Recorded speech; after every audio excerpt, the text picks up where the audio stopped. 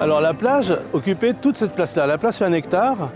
Alors vous aviez ici divers espaces. Il y avait l'espace détente, l'espace enfant, l'espace sport. Vous aviez des bassins qui étaient là-bas, 2 grands bassins, au début 2 grands bassins de 11 mètres de diamètre, avec un toboggan. Et puis tout ça était planté de palmiers. Et il y en avait à peu près 600.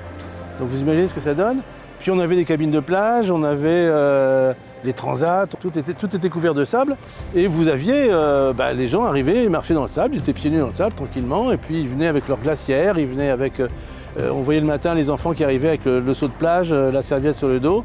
Et puis tac, ils venaient là, ils s'installaient et puis ils passaient des journées en famille ou entre copains comme ça à jouer. Non, c'était vraiment...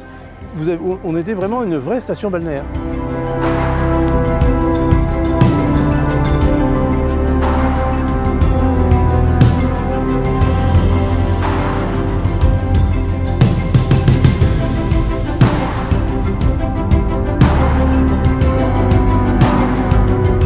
C'était inédit, donc effectivement quand l'idée a été proposée, tout le monde a regardé avec des yeux en disant mais qu'est-ce que c'est que ce truc, c'est énorme, comment est-ce qu'on a réussi à faire ça?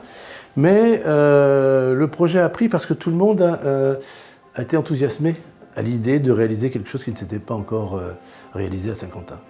On a vu que tout le monde amenait son idée. Tiens, on pourrait faire comme ci, on pourrait faire comme ça. Et puis, le sable, de toute façon, c'était l'élément principal au départ. Mais le sable servait après à faire les travaux. Donc, tout était recyclé. C'était pas du sable qu'on a pris pour le jeter après.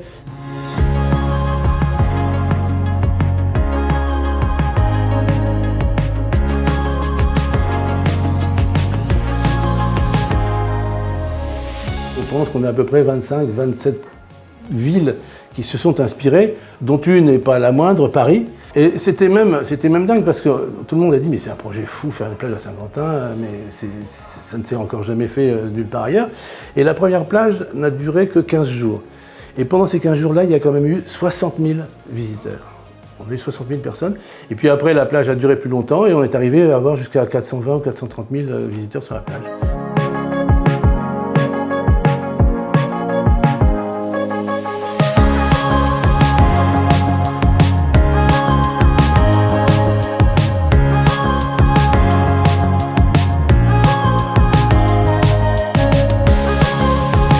Frédéric Macaré est très attentif à ce que tous les Saint-Quentinois, sans exception, puissent avoir de quoi se détendre, de quoi s'amuser, de quoi vivre bien à Saint-Quentin et profiter d'un cadre de vie le plus agréable possible. Il faut se renouveler. Donc au bout d'un moment, on a dit qu'il faut trouver d'autres choses, il faut étendre les possibilités d'animation, il faut diversifier. Puis c'est important qu'une ville vive. Une ville ne s'arrête pas de vivre parce que c'est les vacances, une ville ne s'arrête pas de vivre parce qu'on est en juillet ou au mois d'août.